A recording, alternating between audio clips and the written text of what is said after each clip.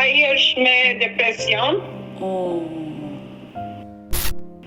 Është bërë shumë agresiv. Kam bërë një denoncim pardije në Elbasan.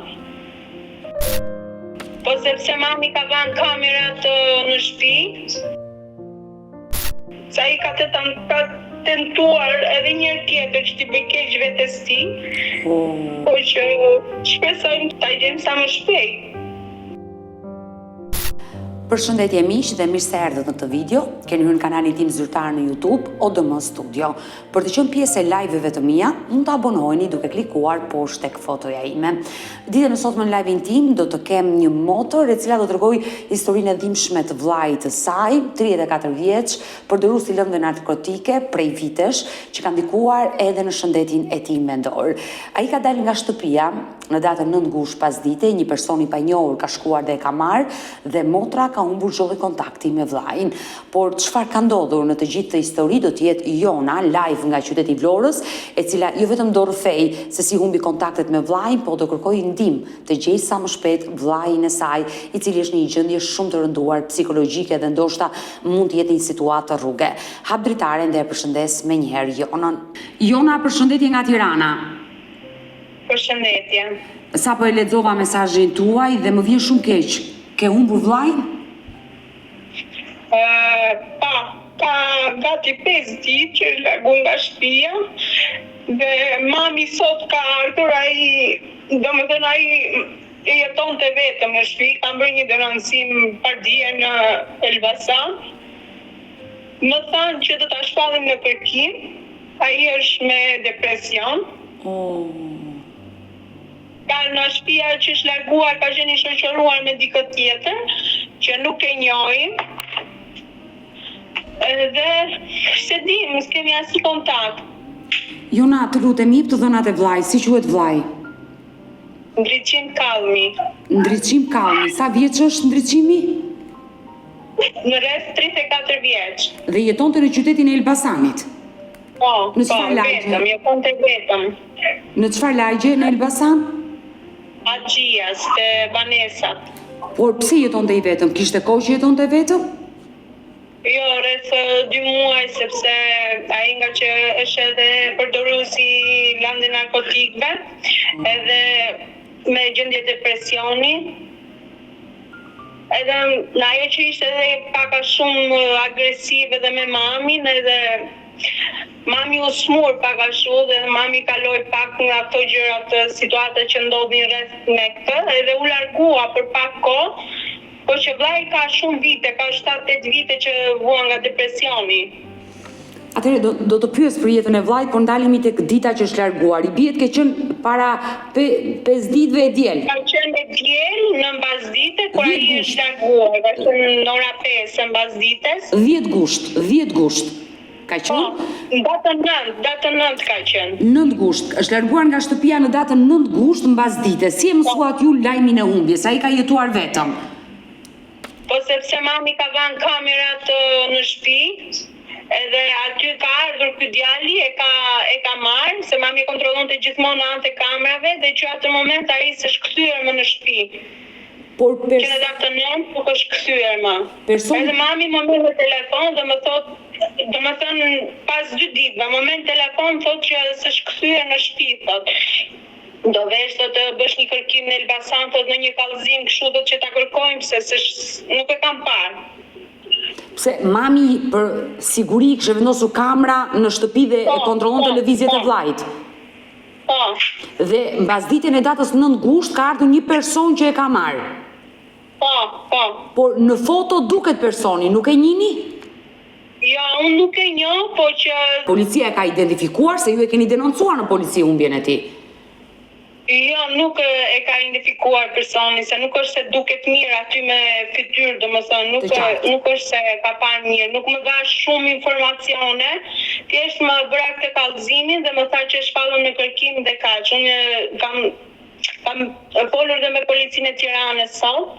Ja kam dërguar edhe një polici një foto, bile sa ai e falenderoj se i vajti deri atje ku neve na thanë që ndodhet atje, tek terminali i Tegut, por nuk e pan, nuk pan gjë.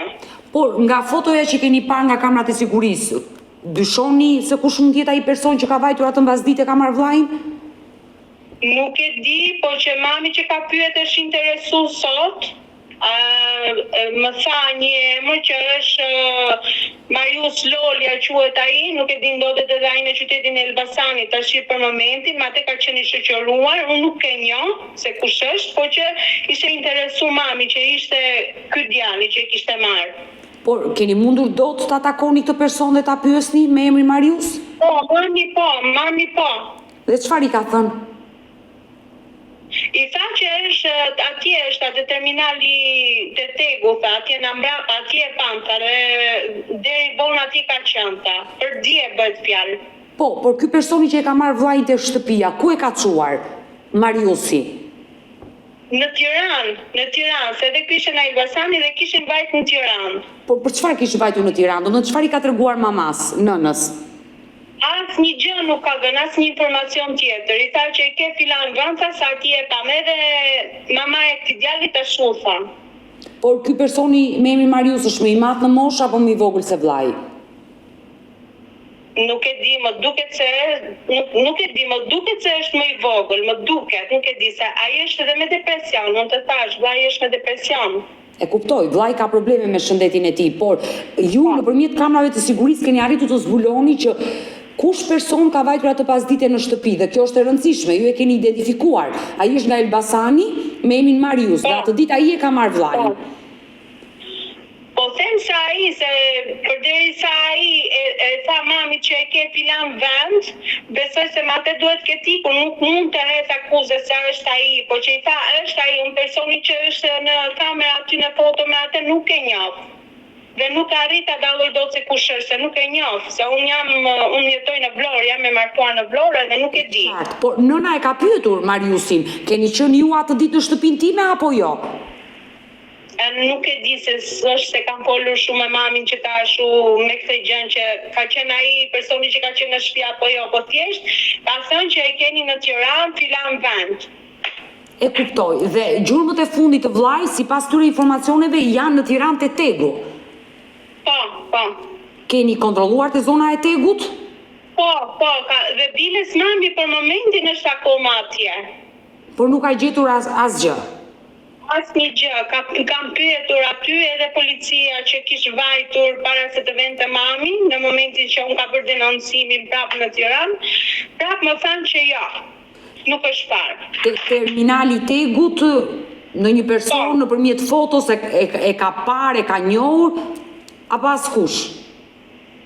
Asnjë informacion, edhe policia më tha që e kam shpërndar fotografinë e vllajt, por jo, tha.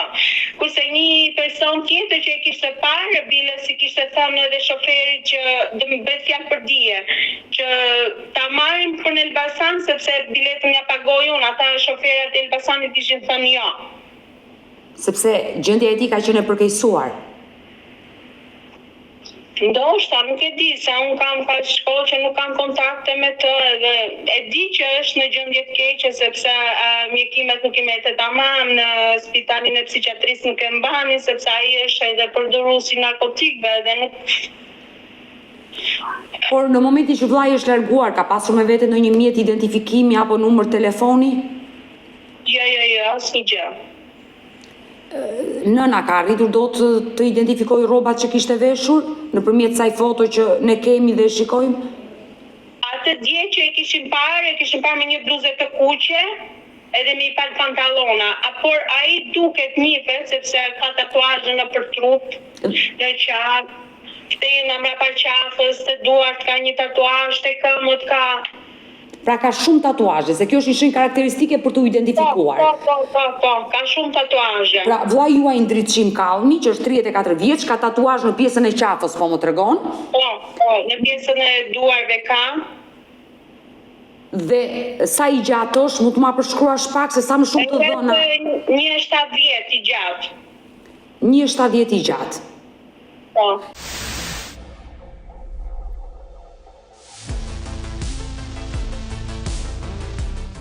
E dashur Jona, por çfarë ka ndodhur me vllajën tuaj? Pse ka përfunduar në këtë rrugë që është bërë përdorus i lëndëve narkotike dhe besoj që përdorimi i lëndëve narkotike ka çuar në këtë gjendje depresioni të thellë?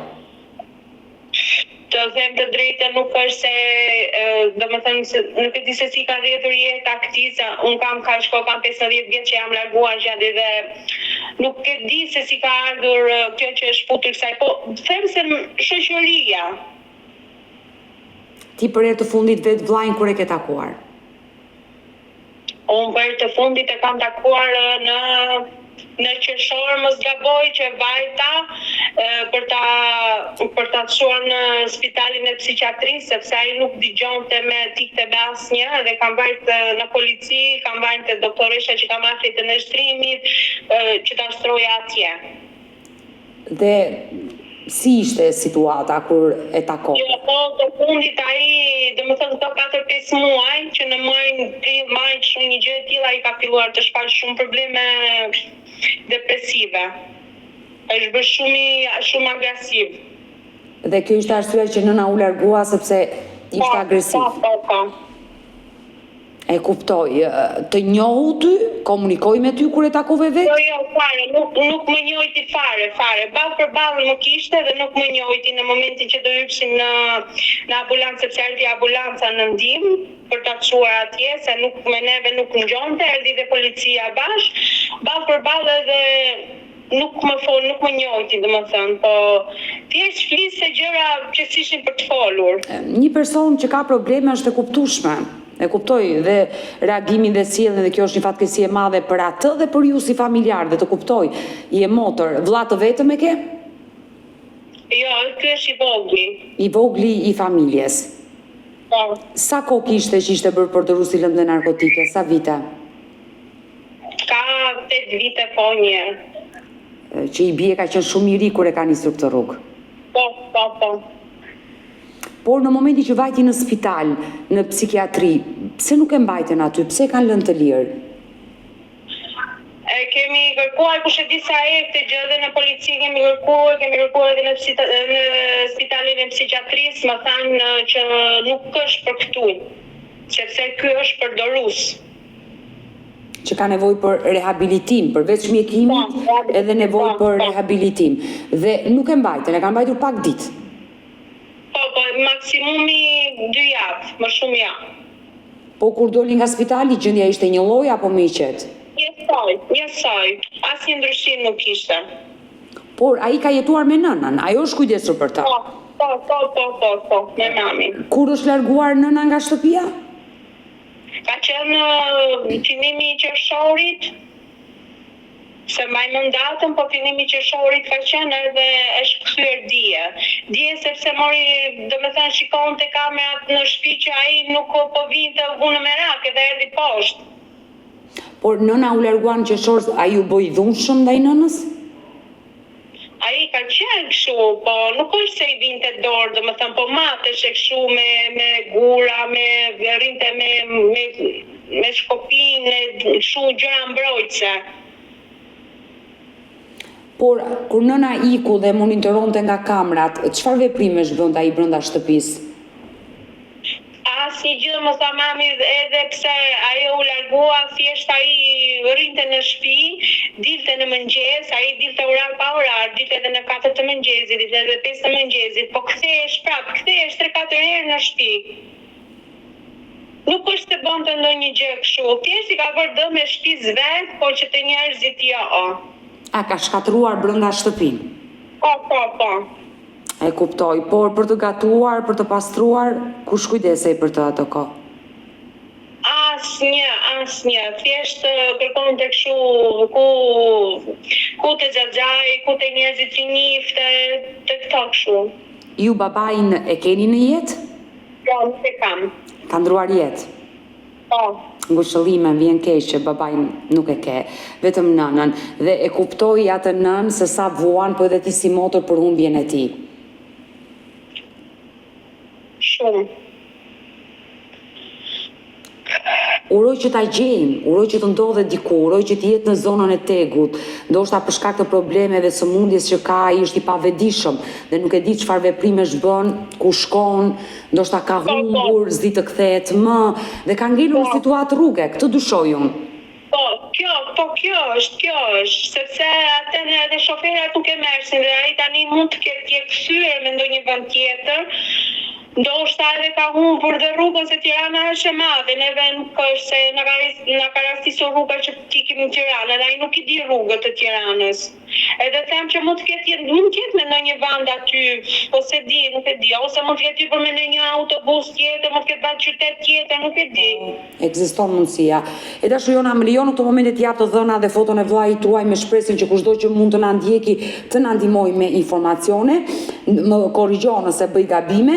Ndriçim Kallmi të dashur miq, është një 34 vjeçar nga Elbasani, i cili fatkeqësisht në 9 gusht, në pasditën e 9 gushtit është larguar nga banesa e tij në qytetin e Elbasanit, drejtimi dyshohet Tirana, por ende nuk është verifikuar, ka humbur kontaktet me familjen. Ky 34 vjeçar, i cili fatkeqësisht është dhe përdorues i lëndëve narkotike, ka humbur kontaktet me familjen, motra e tij Jona, nëna janë të gjithë në kërkim dhe deri në momentin që flasim nuk e kanë gjetur. Dyshohet se është parë për herë të fundit pikërisht te terminali i Tegut për shkak të përdorimit të lëndëve narkotike. Ai kishte edhe probleme të shëndetit të tij mendor, gjendja e tij nuk është fort e mirë, mund të jetë në situatë rruge. Kushdo që e shikon Ndriçi Kallmi, që po shikoni në këtë moment foton e tij, kushdo që ka informacion, jeni të lutur të gjithë të më telefononi në numrin tim të telefonit 069 99 55 698 që ndodhet poshtë ekranit tuaj. Të ndihmojmë familjen Kallmi të gjejmë ndriçimin, i cili është i sëmurë nga shëndeti mendor, ka probleme, është përdorues i lëndëve narkotike, ta gjejmë dhe ta rikthejmë në familje. E dashur Jona, është hera e parë që vllai juaj largohet? Po, edhe parë është. Nuk është larguar më njëherë, mund të ketë ndetur me orë, për shembull në 5-6 orë që nuk mund të jetë kthyer në shtëpi, por që ju të rri kaq gjatë mos të vi fare. Çfarë dyshon? Ti je motër dhe nga zëri e kuptoj që ke dhimbje për humbjen e tij. Po sepse ai është i vogël i familjes, po që edhe ka qenë vllai më i mirë, nuk e di, është komplet ndryshe. Ai ka qenë shumë më i mirë që zilte nga shtëpia, ditë të sillesh me njerëzit, të komunikonte. Ka qenë shumë i urtë, të gjithë ato aty të lagjes nuk e besojnë që ndriçimin, domethënë arriti deri në këtë gjendje kështu. Prandaj dhe mua më vjen kështu se motër mi gjitha, edhe më vjen keq se është djalë i ri dhe për veten e vet, po që shpresojmë ta gjejmë sa më shpejt.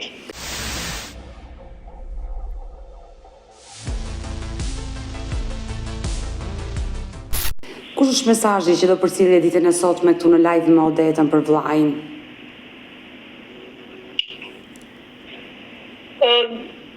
Do t'i lutesha njerëzve, motër, vëllezër, që kush e shikon ndriçimin, t'i bëj një thirrje këtu në emisionin tuaj, ta gjejmë sa më shpejt, sa ai është me depresion dhe nuk di se çfarë mund të bëj.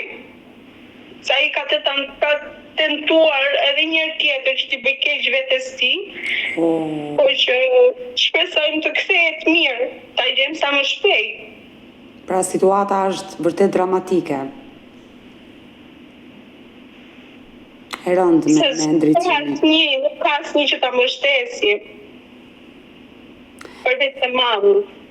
Ne do mbetemi të dyja së bashku në kontakt, uroj të gjendet sa më shpejt vllai, të rikthehet në familje, por problemi është që ai po rikthyehet sërish në atë situatë, prap do largohet dhe mund të humbasi.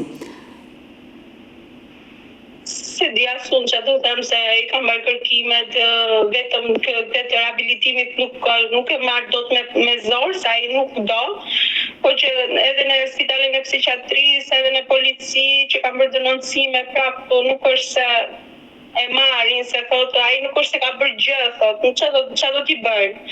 Edhe në psikiatri thonë po ky është përdorues i lëndëve narkotikëve dhe nuk është për këtu.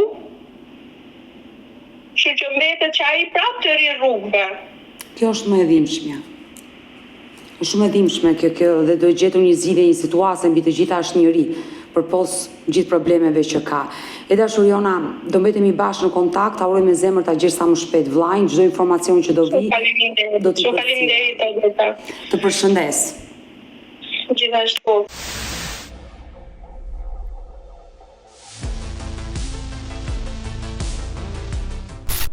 Mirë të dashur miq, edhe unë dua t'ju bëj thirrje të gjithëve ju që jeni duke më ndjekur në këtë live, kushdo që mund ta shikoj ndriçim calming të 34 vjeçar nga Elbasani, ku dyshohet se mund të ndodhet në zonën e Tegut këtu në Tiranë, por që drejtimi ngelet ende i paditur. Janë thjesht informacione që kanë britur në familje se ndoshta kanë britur në Tiranë dhe logjikisht nga Elbasani me Tegun është pak minuta afër dhe mund të jetë aty për shkak të problemeve, mund të jetë situatë rruge. Kushdo që e shikon, kushdo që ka informacion, por qoftë dhe shoqëria e tij në Elbasan, jeni të gjithë të lutur të më kontaktoni në numrin tim të telefonit 069 99 55 698 që ndodhet poshtë ekranit tuaj, dhe uroj me zemër që të gjenden sa më shpejt 34 vjeçari nga Elbasani me emrin Ndriçim Kallmi, i cili ka si shenjë karakteristike disa tatuazhe në pjesën e qafës dhe të duarve sipas të dhënave që motra dha. Uroj të gjendet dhe të kthehet sa më shpejt në familje. Do qëndrojmë sërish bashk live edhe për disa minuta të tjera, pasi një tjetër histori do prezantojmë ditën e sotme, një tjetër personazh që do rrëfej një histori të dhimbshme. Ju e dini që te kjo dritarja ime në YouTube ka vetëm histori të dhimbshme fatkeqësisht. Hap dritaren dhe dëgjojmë së bashku. Dashamir, përshëndetje nga Tirana. Përshëndetje nga Durrësi. Jeton në qytetin e Durrësit? Po, në Durrës jetoj. Më dërgove një mesazh dhe kërkove që të flisje me mua. Po, ashtu ishte e vërtet. Keni një problem? Kam kërkuar mesazh sepse duke të parë kështu është krijuar ai mendimi i saktë, domethënë që je nga njerëzit më të besuar sipas asaj që e konceptoj dhe shikoj unë në ekran. Të falenderoj. Pa dashur të fyj askënd, po, të shi njëru ka dhe atë mendimin e vetë për njerëzit. Të falenderoj sinqerisht për besimin. Faleminderit. Tash çfarë është problemi? Vajza u martua në 2003, rreth 50 vjeç tash. Po. Dhe u martua me një shqiptar, po me qytetari italiane, ai puri dokumentacioni sipas ligjit gjithmonë gjëra fliten sipas ligjit. Me qytetari italiane u martuan për llogari të shtetit italian dhe në përmjet ambasadës shkojnë u regjistruan në Itali, pastaj sipas familja që u martuan. Vajza u martua me një shqiptar që jetonte në Itali. Me qytetari italiane. Kishte marrë në shtetësinë italiane. Po. Dhe dokumentacioni u realizoi nëpërmjet shtetësisë italiane, se erdhi dokumentat nga Italia se atje banonte. Dhe rindën 2 fëmijë. Në 2017 vajza kthehet në Shqipëri për problemet e saj, me 2 fëmijët. Dhe shkoj të regjistrohesh në lagjen, po ta vë me numra lagjës, jo me zona, se nuk i mbaj mend mirë, në lagjen 12 ku ka pas banuar i shoqi para vitit 94, se atëherë iku emigrantaj. Do me thënë, dhëndri juaj është larguar nga Shqipëria që në 1994, dhe në 2003 u martua me vajzën tuaj, e qartë. Perfekt. Dhe shkoj të regjistrohesh atje tash se unë i kam dhënë burr, ka familjen e vet, nuk mund të vike unë më. Të vi, po ajo ka rregulla jetën e vet, nuk mund të gjëmoj unë më apo mbas me. Dhe shkoj të regjistrohesh në atë lagje ku ka pas banuar përpara një shoqi. Shkoj atje dhe i thot, duhet të regjistron si e ka emrin burri filani. Jo, thot ajo, unë nuk mund të regjistroj të këtu. Po pse thot në emrin martuar? Jo, thot, këtu ke unë, ky thot del beqar. Të thot që ky u martua, kur u martua për si ligj për shtetin italian, jo për që do më thënë që nuk u regjistrua në zyrat e gjendjes civile të Shqipërisë. Pra, nuk e bëri martesën ligjore në Shqipëri dhe të regjistrohej dhe në Shqipëri vajza juaj në trungun e tij? Jo, sepse ai banonte në Itali kur u martua. Dhe dokumentat erdhën nga vendi ku ti banon. Atje mund të marrë dokumentat. Saktu në Shqipëri ti ishe beqar, se Shqipëria nuk të njifte ty se ti ke iku. Ai, gjithmonë, më falë, se nuk... Ai ka iku në 94 dhe Shqipëria nuk e një fare atë se kush është se janë 10 milion emigrantë në gjithë botën. Si mund të di Shqipëria... njëri mbas tjetrit se çfarë ndodh me problemet e tyre. Por i thot zyra e gjendjes civile tash. Burr, edhe pse je martuar në Shqipëri, por është martesa është bërë për llogari të shtetit italian. Se Italia e tha, unë po të bje personin, do martohet aty dhe do vitë regjistrohet ke unë në Itali prapë, kështu që nuk keni për ta regjistruar aty, sipas rregullit tash, unë nuk e di. Dhe është regjistruar në zyrën në regjistrin kombëtar të gjendjes civile për të huaj. Se janë dy regjistra, regjistri kombëtar i joni që banojnë këtu dhe regjistri kombëtar për të huaj që vinë martohet dhe ikin. Por martesa është e regjistruar në atë se nuk i ka mbërun të ligje ka bështeti dhe ekzistojnë këto regjistra. E kuptoj, ajo ka bërë martesën ligjore në shtetin italian, aty ku ka jetuar me burrin e saj, ka sjellë një jetë 2 fëmijë që dhe fëmijët janë regjistruar, por kjo martesë nuk njihet në Shqipëri se nuk është bërë në Shqipëri. Si martesë, si ciklim, si proces verbal është bërë në Durrës, por nuk është regjistruar as në prefekturë, si që regjistruar të gjithë ne, kur marrim një certifikat martese, ne shkruemi të martuar. Po pra, kur vajza juaj e bëri këtë martesën në Shqipëri, në Durrës, kur erdhi dhëndri, pse nuk e bën ligjërisht dhe në Shqipëri, të regjistroheshin dhe në gjendje civile? Nuk mund ta bëni se nuk banon të këtuaj. Po, çrëndsi ka se nuk banon këtu? Po nuk e bën, nuk e di se nuk e vendos vajza. Domethënë ajo ishte momenti, për ta ishte moment i ditëve të para i mjaltit. Nuk kishin ashtu ata që babo çfarë do ndodhe, se ky nuk është shqetësim, se për ta kuptuar, nuk është shqetësim i shtetit shqiptar ky se u regjistrua, po nuk u regjistrua vajza ime apo me burrin Shqipëri. E rëndësishme për ta është, përdesë ka për dokumentet nga Italia, e rëndësishme që jenë mirë aty ku janë, edhe për shtetin shqiptar është e kënaqur. Ky është pretendim i personit regjistre, prandaj duhet të dalë më mbrapa, se janë problemet. Që këto problemet tash i kanë sjell këto problemet e tjera që. Dhe çfarë ndodhi më pas? Vajza vajti në gjendje civile, ajo i tha që burri jos figuron beqar, unë tha nuk mund të regjistroj bashkë me Gentian Lukaçi me burrin, sepse këtu kene burri jot është beqar. Po. Sepse nuk është regjistruar në lagje. Kuptohet tash se ai ka vjet 94 që ka ikur. Po. Dhe u regjistruar në lagje ku manoja unë. Por fëmijët u regjistruan në trungun tuaj?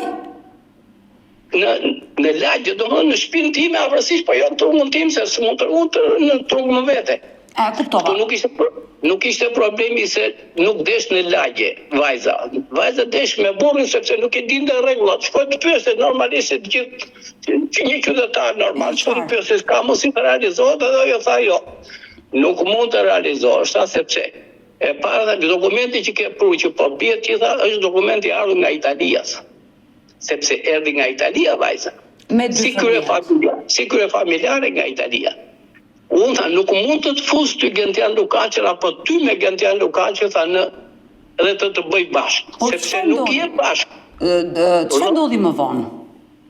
Më vonë ndodhi që erdhi ke unë edhe në tërmeti që ran 2019-ën.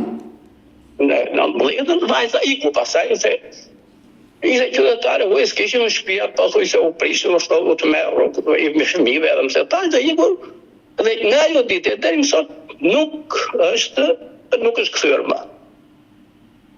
Tash çfarë ka ndodhur? Se tu fillon problemi. Vjen tash një shoqi nga atje dhe kërkon të ndahet. Kërkon divorcin. Divorci.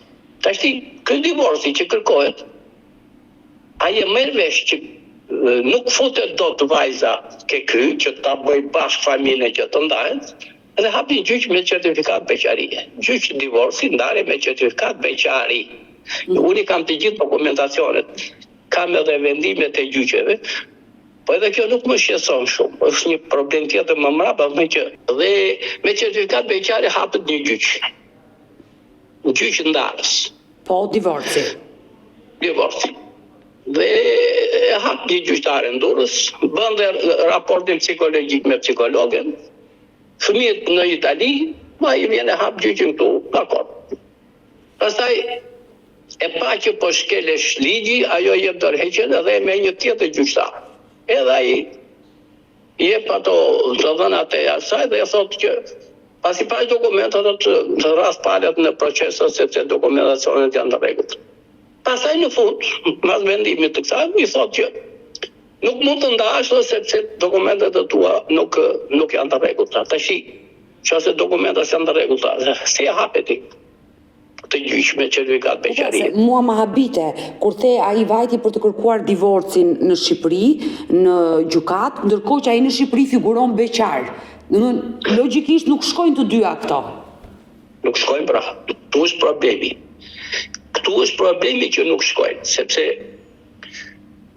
këtu është çështja edhe, tash unë jam vetë doktor ta them se kështu e kuptoj unë, sepse është kjo që thonë ju që nuk shkon, ndërsa unë mua më doli goja mrapa që nuk shkon, sepse nuk mund të hapesh ti një gjyq divorci me certifikat beqare. Duhet certifikata për bërjes familjare. Dhe këtë certifikat për bërjes familjare, burr, grua, edhe kush tjetër për natë në këtë certifikat, atëherë se gjykata do ndaj burrin, do gruan, kush e ka faj, ku djalë fëmijët, ushqimit, gjitha këto janë si çdo ndarje tjetër që ndodh, kudo që tjetë. Unë kam rastisur se unë megjithatë, gjykata e mbylli gjyqin. Gjykata e mbylli, i tha që në përbërje familjare tënde ti je beqar, do të thotë atje ku je. Në lagje, në Durrës, se aty e pruri nga Durrës, jo nga Italia, dokumente që të ndahesh. E mori në lagje aty ku vajti vajza për të regjistruar, se atje ishte beqare, ajo, në atë.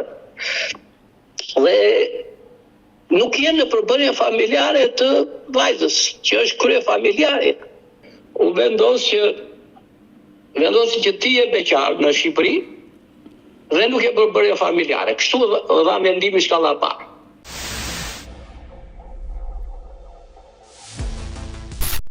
Hap një gjyq tash që unë kam dy shtetësi, i thot gjykatës administrative. Edhe krahas asaj, dua të rregulloj përbërja atë certifikat e martesës, se duke martuar si italian, duhet të vihet edhe krahas italian, vihet dhe shqiptarja. Po. Gjykata e hodhi poshta, nuk mundet se ti e martuar si italian, se do mbaj se është evenimenti i më rëndësishëm i jetës, se s'mund të vendoset lozë shqitesh një shqiptar, një italian kur duhesh, si duhesh, sepse kanë interesat familja për të punë. Megjithatë, pasi e pa që gjykata e rrëzoi administrative, çfarë bën? Paralel me gjykatën administrative i dërgon drejtorit përgjithshëm në gjendje civile një shkresë ku i kërkon të urdhërohet zyra e gjendjes civile që krahas shtetësisë italiane, atë do të thonë të bënte zyra e gjendjes civile të atë që nuk bëri gjykata. Se gjykata e rrëzoi fatike. Ti je italian dhe në dokumentin të martesës tënde nuk do lëvizë asnjë, edhe ashtu mbeti. Tash ja çoj drejtori përgjithshëm. Drejtori përgjithshëm i thotë krahas italianes dua dhe atë shqiptar, po ti duhet të urdhërosh zyrën e gjendjes civile në Durrës, se ajo e bën dokumente dhe çfarë bëhet? Shkon tash zotëria dhe zotërinjtë dhe ata që ndihmojnë, shkon atje dhe ne nuk dinim gjë se unë jam vetë me qytetari italiane dhe i di dhe lëvizjet e si janë, si bëhen, se nuk bëhen. Unë kam marrë vetë, edhe pse janë shqiptar, unë jam emigrant italian në Shqipëri. Ka marrë nga zyra e Ajres, do të thotë nga zyra e emigrimit italian. Jo, çdo shqiptar vjen. Po që me në shtetësi nuk mund të kalosh nga zyra e emigrimit, nga Ajre quhet, si sopletare që ta japin ata. Zyrat e gjendjes ato. Emigrant në vendin tënd. Emigrant në tim. Kështu jam sepse kam kaluar një periudhë shumë të gjatë ndër. Kam të qytetari, kështu që edhe zotëria që të kaloj që të bëhet kështu duhet të vi të lërë Italinë, siç e kam lënë unë. Dhe unë kur vi këtu regjistrohem në lagje dhe ja çoj ambasadës italiane për ditë ku i ka qytetarët e vet. Por i dashnor, ku qëndron problemi me ish-dhëndrin tënd për ju, i cili ka kërkuar të bëjë një martesë ligjore dhe në Shqipëri dhe të bëjë divorcin sipas rregullave. Domethënë, pse është problem për ty kjo gjë? Se fundja ai ka qenë i martuar me vajzën tuaj, ka pasur martesë ligjore. Është akoma i martuar. Nuk janë divorcuar ende. Nuk janë divorcuar. Po, domethënë se Prandaj unë desha që ta shtjelloj kronologjinë e të gjithë që të kuptosh edhe të gjithë thelbin çfarë më ka ndodhur, se janë 7 vjet që po vi vërdall gjyqeve dhe vërdall institucioneve ku më përplasë dera surrata nuk më japin zgjidhje, dhe për këtë dua të sensibilizoj opinionin, se këtu është problemi, se e qartë. Unë dita po e qartë kupton, prandaj edhe desha edhe me zonjën e Idajepi kur i dëgjoj gjithmonë, domethënë që bëj një vlerësim të vërtetë të situatës, ashtu si e kuptoj dhe sipas ligjeve, dhe unë për këtë po kuptoj që Ma rrëfej ngjarjen, çfarë ndodhi më pas? më vjen dator. Dhe vjen tash dhe vendimi i formës, vendimi i kallës para tash e kaloi në apel. Tash logjika çon pse do ta çosh në apel ti kur ti e beqarsi. Nuk arrin dot të kuptoj. Pra kupton të gjithë bashkë tash e çojnë në apel. Pse do ta çosh në apel një beqarti? Të bëj një pyetje. Gjatë kësaj kohe, nga shkalla e parë që e çoi në apel dhëndri i shtëpisë, patë komunikim ti si vjerri i tij që pse po e bën këtë gjë? Jo, pata me këta, po nuk, se unë e di gjithë veprimtarinë e saj, sepse unë e di si funksionojnë gjëra, sepse në fundit, atë që unë e kam thënë që në fillim, do ta bëj edhe publike, edhe t'i kërkoj të gjithë dhe kush e njeh dhe kush e thot, nuk ka filluar nga ju tash dhe edhe më me gjykata, me prokurim me gjithë. I thoni Gentian Dukaçit të marrë dokumentacionin e trungut familjar nga Italia, burr, grua, 2 fëmijë, ta përkthejnë, në televizion, të vjen në Shqipëri të ndahet, kaq e thjeshtë është. Sepse i bie tash ti kështu ta kapësh veshin kështu nga krahut, pse do ta bësh ti deri kaq, duke futur e ngatëruar gjithë institucionet dhe drejtuesit e institucioneve dhe punonjësit e zyra gjendën civile për të realizuar një dokument për ty që ti po e anashkalon Italinë. Pse? Se ti vjen në Shqipëri se do të ndahesh në Shqipëri dhe duhet të ndahem shqiptar. Po bjeri nga Italia ndau dhe italian.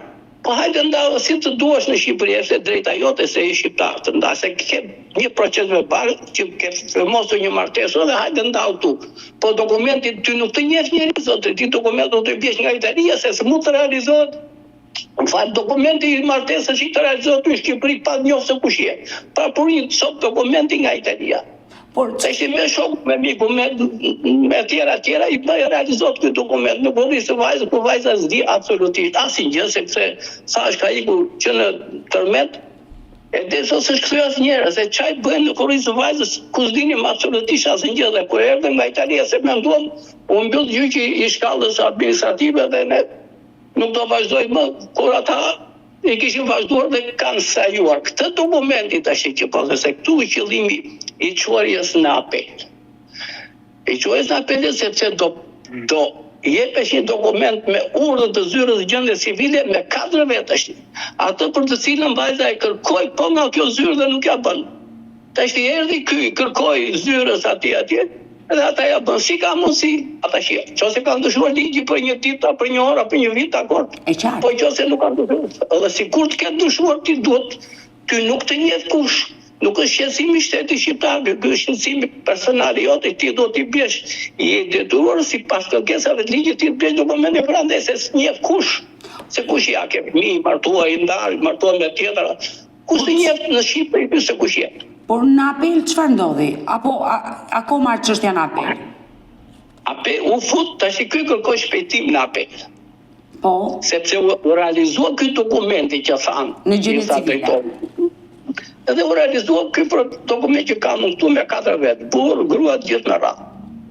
Tash vajza ime ka ikur, është qytetare e shtetit tuaj, fëmijët janë qytetarë të Kombitetit Evropian.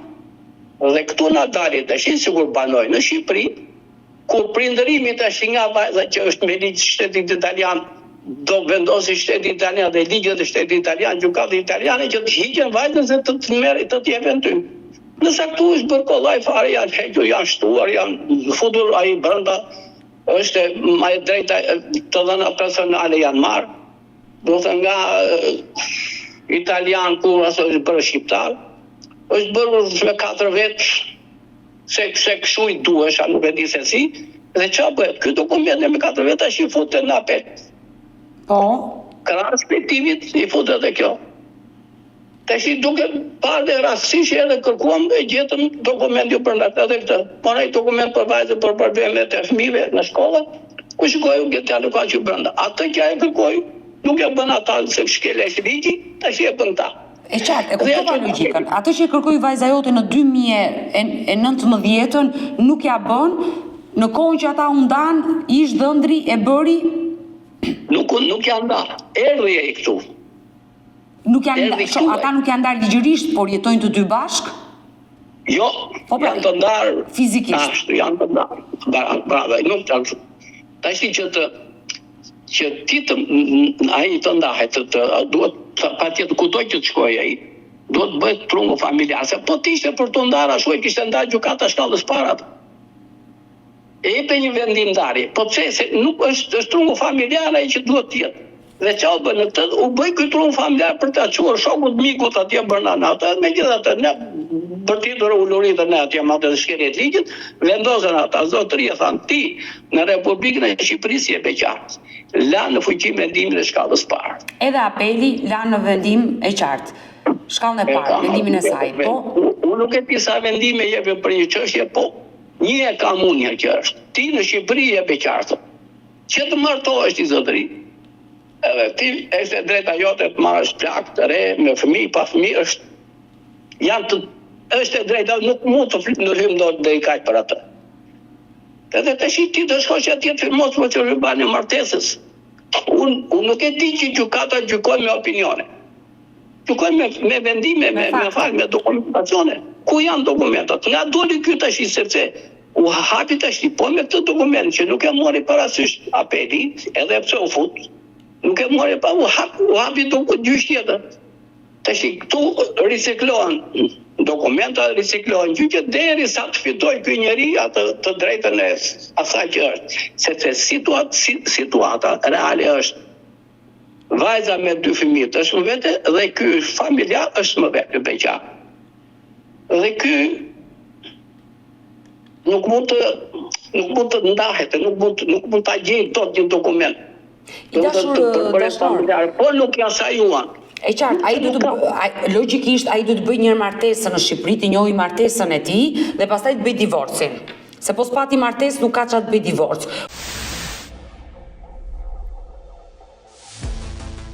Por dua të bëj një pyetje. Pse ish dhëndri juaj po këmbgul kaq shumë të bëj këtë gjë në Shqipëri? Për çfarë? Tashi unë edhe ju bashkë.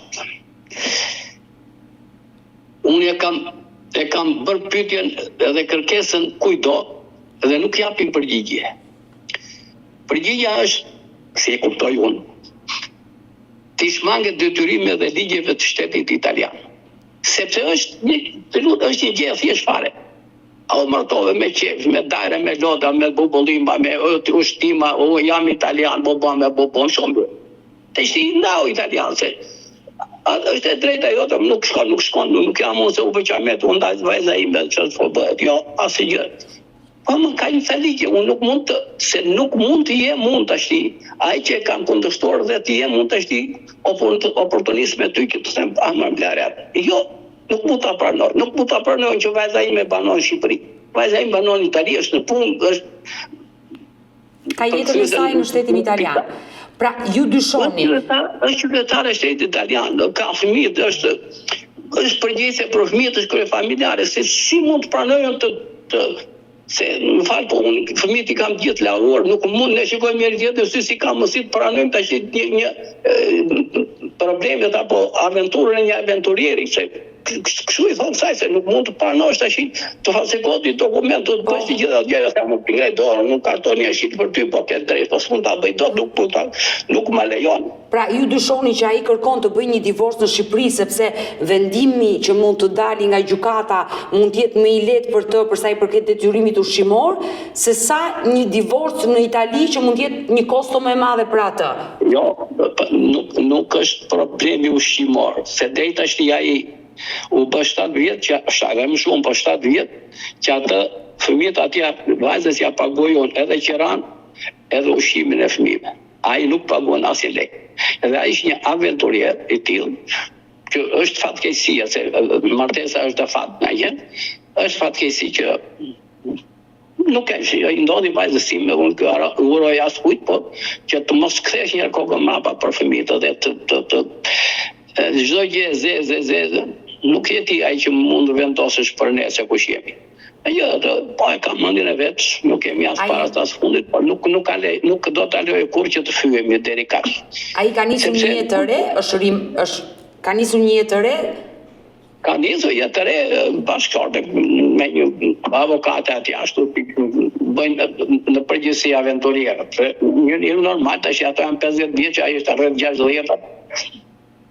Fëmijët janë bërë më të gjatë se unë në sensin e më vjen keq që fëmijët janë arritur pa. Tu është problemi sepse ti ke hyrë se nuk është problemi ti, ai e justifikon kështu, unë thot vajta ke zyre gjendë civile dhe zyre gjendë civile ma bëri. Punojësja zyre gjendë civile ku është? Këtu është problemi, se nuk del në skem punojësja. E kam thirrur në gjykatë, kam thirrur në prokurori, nuk del, nuk vjen. Siç duket është e privilegjuara e sistemit gjyqësor. Nuk vjen të japë llogari thotë. Si e bëre këtë ti? Kush e ti me së drejt futesh ti ke shtëpia ime, ke familjes, s'mund të futet as presidenti i Republikës, nuk hyn dot deri kaq. Kush jeni ju që realizoni gjithë këtë punë? E qartë, kuptoj. Problemi këtu është i marrjes së fëmijëve sepse se vendos një gjykatë. Dhe janë marrë të padrejtë sepse nuk i ka vajza. Janë italian, nuk mund t'i marrësh ti bësh shqiptar, të siç e kam në dokumentin, shqiptar banojmë Shqipëri, jep dhe vendi gjykatë dhe hajta gjejon pastaj këtë punë. Prandaj desha që ta sensibilizoj opinionet e gjithë njerëzit që na dëgjojnë, ndoshta edhe institucionet që të reagojnë për këto. E qartë, zoti dashnore, kuptoj qartë gjithë shqetësimin dhe problemi që ka ndodhur në familjen tuaj, por desha të pyesja. Fëmijët janë rritur, besoj, janë mbi 18 vjeç. Jo, nuk janë akoma. Janë minoren. Janë minoren. Por pse vajza juaj nuk e bën divorci në shtetin italian, ku gjykata t'i japi disa të drejta atij babait për fëmijët? Dakor. Janë plotësisht të drejtë. Me ligj, sipas ligjit dhe shqiptar dhe italian, e kam kodi komentari, ku thot pavarësisht se nuk janë ndarë, po rjetojnë në dy vende të ndryshme me prindrit, fëmijët shkojnë me nënën patjetër dhe me atë që rrinë, se ajo e ka ushqyer se dash pa dash ai baba që është ikull, ai ka rrugën punën e ka në lëvizje. Si do t'i e shikojnë gjendë dhe kështa që përdashe do t'ju marrin nëna dhe me atë kanë ndonjë. Edhe janë të regjistruar me nënë kudo që të vend, i kanë dokumentat që banon në Pisa, ka banon në Modena, banon në Pisa. Qartë, mirë. Po ti s'mund t'i marrësh tash, ti u merit 4 hajde bjeri, edhe sot njeri që ndau edhe a emri zot ta dëgjoj më, po dhe këtë të bësh të dallavere tash me zyra këtë gjendje civile këtu fet. Se është kuraja madhe të realizosh një veprim të tillë. Pra duhet të kesh një mbështetje shumë fuqishme, o ligjore, o zyrtare, o shoqërore, se nuk mund të marrë përsipër një punojës e zyre gjendje civile të realizojë një gjë të tillë. Aq më tepër akoma kur vajza s'është fare këtu mbrapa krave të saj realizohet. Ç'të duhet ty pensojë zot punojëse, ç'të duhet se çfarë. Duhet të flasim sinqerisht dhe hapur. Ai ka bërë diçka të jashtëligjshme, por që në thelb është e vërtet. Jo, është e vërtet, po është e jashtëligjshme. E jashtëligjshme, kuptoj. Me çfarë synimi ish dhëndri juaj e bën këtë gjë? Për çfarë do të përfitojë ai kur ai po bën një martesë të njohur ligjore në Shqipëri, që faktikisht vajza juaj është e martuar me të, njihet ligjërisht në Itali, por jo në Shqipëri. Pse bën ai këtë gjë? Për çfarë arsye kurse bëri vite kur ata ishin bashkë dhe po e bën tani, që janë të ndarë? Tani problemi është lidhja që ka krijuar ai me atë tjetër gjithmonë, sepse ti je nën vet, mendoj grua vetë dhe martuar kuptohet. Të gjitha gratë janë njësoj në sensin kur vjen puna ke familja, me ato nuk flitet se ato nuk të lejojnë të dalësh përpara kur janë puna ke fëmijët. Problemi është që jeni ju, vajza ime, ju tjetër më radhë që ato që mbyllin një sy, mbyllin një vesh, ka përdini çdo gjë, sakrifikoni më shumë se kushdo tjetër, se kush është qëllimi. Jo, dakor, gjitha vinë bashkë në familje. E qartë. Po është ajo që nuk do të prishet familja, se këto qëllim ka nëna, ka gruaja në shtëpi. Nuk është qëllimi tash ka aventurier sa të duar, nuk mund të përgjithsoj gjithë gjërat. E të krahasoj me gjëra të tilla, po është nëna ajo që i ka përdin, domethënë po të flasë, nuk do të flasë, duhet të flasë në jashtë, flasë dhe gjëra tjera, domethënë që në privat, e kuptoj, që nuk do t'i bësh publike. Ai do të bëj martesë me gruan që ka gjetur, avokaten. Ai se s'bën do të ndaj dhe nuk e ka menduar kurrë që mund shkonte ka gjatë, do e kanë marrë përsipër këtu për t'ia mbyllur shpejt, po nuk po është e vërtet. Nuk e ka shumë të kollajt. Po problemi është që mua nuk më shqetëson se do ndahet vajza ime ta thash. Mënyra se si po ndahet, gjërat që po veprojnë dhe institucionet dhe punonësit e institucionit duke u llogaritur dhe drejtuesit kryesor të gjendjes civile lart. Kjo më shqetëson mua që deri kaq çfarë fshihet e gjithë sa punë që ky njeri do të vinë në Shqipëri edhe të ndahet dhe si shqiptar, se ai është i martuar ose i ka dokumente, është martuar italian. Ti nuk mund ta shmangësh dot. Ai më të mëzuar e gjendje civile. Ç'pun ke ti? Por vajza juaj në këtë gjithë situatë si ka reaguar, sepse ti e ke informuar vajzën për të gjitha këtë që ka ndodhur në Shqipëri. Patjetër un kam prokurën për vajzën, nga vajza. Që e ndjek, e qartë.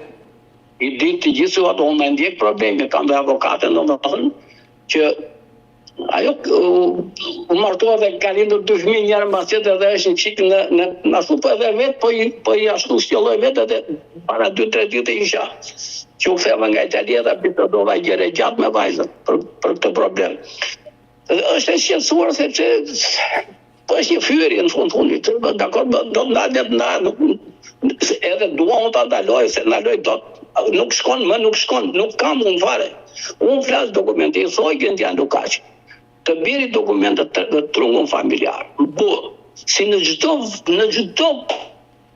unë vetëm Australia më ka ngel papa edhe i di si funksion ligji dhe familja. Bjerë trungu familjar, edhe Italia trungu familjar, edhe Pakistani ka trungu familjar, janë të regjistruar një pamërsisht si e qyshtek.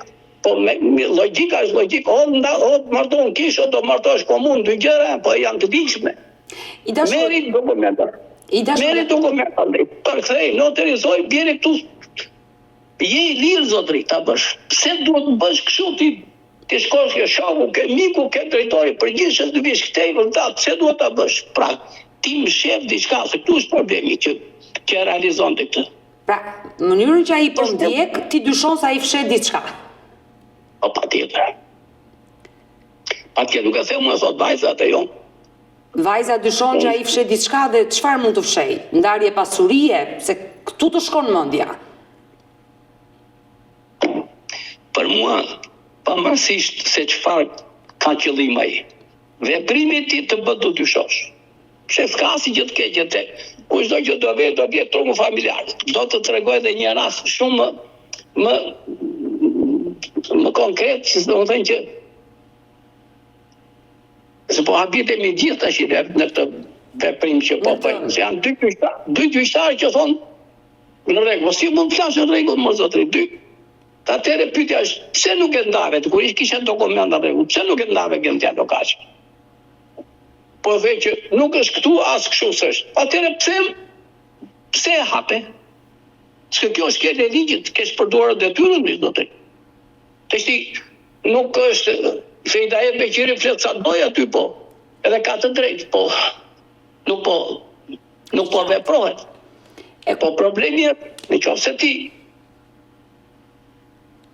të duhet dokumentat e përbërjes familjare që ta bjesh prandaj se është aqe thjesht se ti banon atje, nuk banon këtu, nuk e banuar në 94 që ke ikur asnjë ditë ligjërisht që të spostoj për atë rezidencët nga Italia në Durrës. Asnjëherë nuk e ka bërë.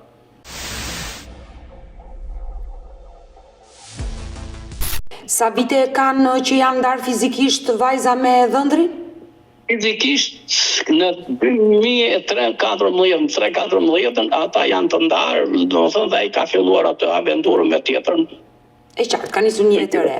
Kanë shumë vite që janë ndarë fizikisht, por ligjërisht akoma nuk janë ndarë, qoftë në shtetin italian, që unë të këshilloj, ti thuash vajzës, le ta bëjnë ndarjen dhe të marrë detyrimi që Jo, nuk e bë, ja nisur disa herë, nuk e bën dot sepse ai pretendon se s'do ai që të bëhet asnjë veprim ligjor në Itali. Po kush është ai?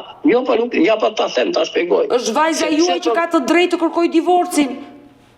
Nuk ka të drejtë të kërkojë sepse është në proces ndarje divorci në Shqipëri, thotë edhe gjykatat italiane e njohin këtë lloj rregulli. E qartë, por ideja është që ata kanë shumë vite të ndarë, dhe sa të presi që të vendosi gjykata, ata fëmijë kanë edhe një të drejtë monetare që babai duhet i pagojë çdo muaj.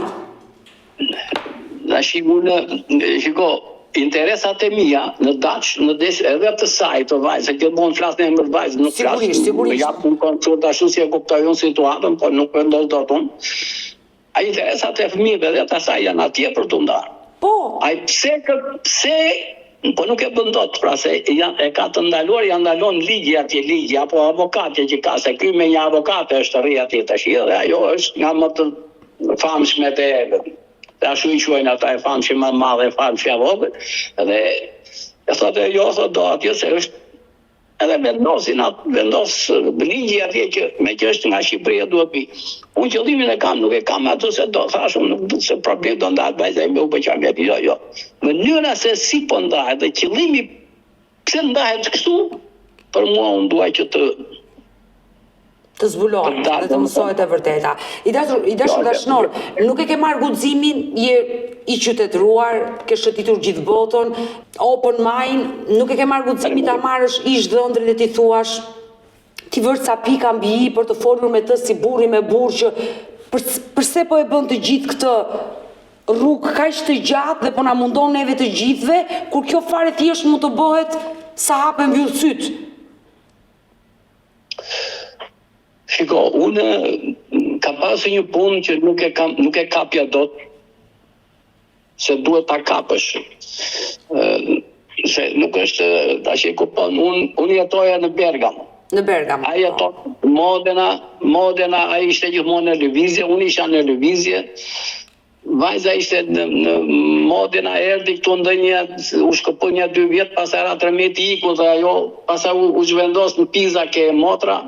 Se nga tjetërën e kam mjeke atje, edhe ka dhe bënd në shtëpi, mendimat e saj, do më thëmë, po sa do shkoj motra si do gjë tjetër. Problemi është që nuk kam pasur kur mundësi edhe kështu nuk të hapë telefon, nuk e hapë, ko si hapë fëmijëve i mere mëndë se qartë të ashtu mua. Fëmijët e kanë abandonuar, sepse ai nuk përgjigjet absolutisht, të paktën ekonomikisht, edhe çdo gjë tash i varet. Nga ime bi, po më shumë faleminderit pensionit italian që unë realizoj diçka që i marrin ata, se është mund të sa do të bëj unë edhe mosha ime nuk është. E kuptoj. I dashnor, unë e kuptova qartë gjithë problemi që ti diskutove, që nuk është problemi i divorci, se të gjithë ndahen, por formën që pa i po zjedh është fyese për vajzën tuaj, për fëmijët e vet. Nëse ish dhëndri, do të dëgjonte në këtë live me Odetën, kush është mesazhi që do t'i përcjellje?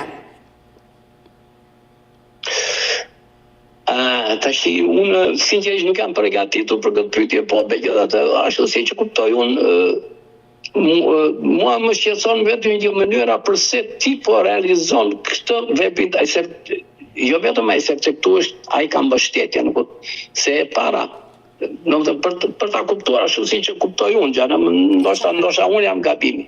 Po unë që të marrë një avokat, edhe ti them avokatit në këtë dokumentin falsifikuar të ashiti dhe qoje në gjukat, mua nuk e di se si e merr mundimin ai avokat që nuk e thot zotëri ku po na fut në qoftë ka me dokumente falsifikuara, sepse ti në Shqipëri je beqar. Jo vetëm kaq, po ty të kanë dhënë gjykata beqar në Shqipëri, si si mund pranojë këtë dokument ty tash?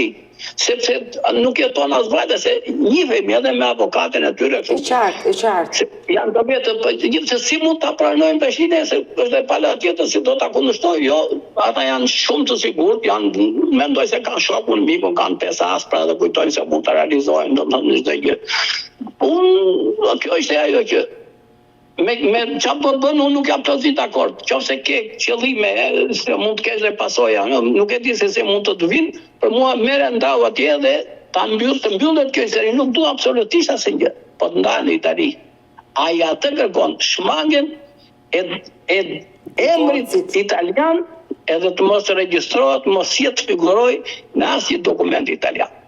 Edhe ka pru dhe 2 dokumenta martese, sepse dhe ka pru nga Italia, dhe unë atje pra të punë shkova këtë herë dhe ka të 2 dokumenta martese. Ato dokumenta martese janë të jashtëligjshme, ne pyetëm atje jo, në asnjë mënyrë nuk kanë dalë nga zyrat e shtetit italian. E megjithatë zyrat e gjendjes civile të Shqipërisë pranojnë. E njohon. Do të thënë deri këtu arrihet në këtë deregje kur thot populli. Ne do mbetemi bashkë në kontakt, unë uroj dhe shpresoj që ish dhëndri juaj ta ndjeki këtë live, të reflektoj, të më telefonoj dhe uroj që ata niprit e tu të jenë të lumtur së bashku me vajzën tënde. Unë dëshiroj që jap dhe numrin e vajzës dhe ajo është gati, nuk e di se sa punë mund të kjo për sot, po për herë tjetër se gjithmonë në kontakte me të smurët, është përkthyese në spital për gjithë problematikën që kanë, kryesisht me shqiptar ka shumë që po vinë aty. Dhe anglezë dhe gjerman që ato 3 gjuhë që i ashtu disponon ajo. Ma dërgo dhe numrin e vajzës dhe patjetër do shkruhem dhe do lë një orar që të flas dhe me atë. Mirë do bësh. Ajo do më thënë paka shumë të janë gjerat, po tash ajo me për mund të keni atë gjuhën e nënave si duesh edhe. Mirë, dashnor të përshëndes dhe të falenderoj që të pata në këtë live, besimi që ke tek mua dhe uroj që të ketë një zgjidhje dhe uroj që zëri jote të dëgjohet, si gjyshi atyre fëmijëve. Falenderoj shumë nga zemra, për mua je më e mira. Faleminderit. Të përshëndes. Faleminderit edhe ju. Mirë të dashur miq, kemi ardhur në fund edhe për këtë live. Unë ju falenderoj që ndruat me mua deri në fund të kësaj video. Nëse dhe ju keni një histori për të denoncuar, kërkoni që të jeni pjesë këtu në live me Odetën, mos hezitoni të më shkruani në numrin tim të telefonit 069 99 55 698 që ndodhet poshtë ekranit tuaj. Por ju mund të më dërgoni mesazhe edhe në rrjetet e mia sociale, në Instagram dhe në Facebook me emrin Odeta Dume Mandro dhe këto janë faqet e mia zyrtare. Ndërsa këtu lart tek fotoja ime mund të klikoni dhe të abonoheni, të bëheni pjesë e kanalit tim zyrtar në YouTube, ku çdo paradite live ora 10 më keni me këto histori njerëzore këtu në kanalin tim Odeta Dume Mandro. Faleminderit që më ndiqni dhe ritakohemi nesër.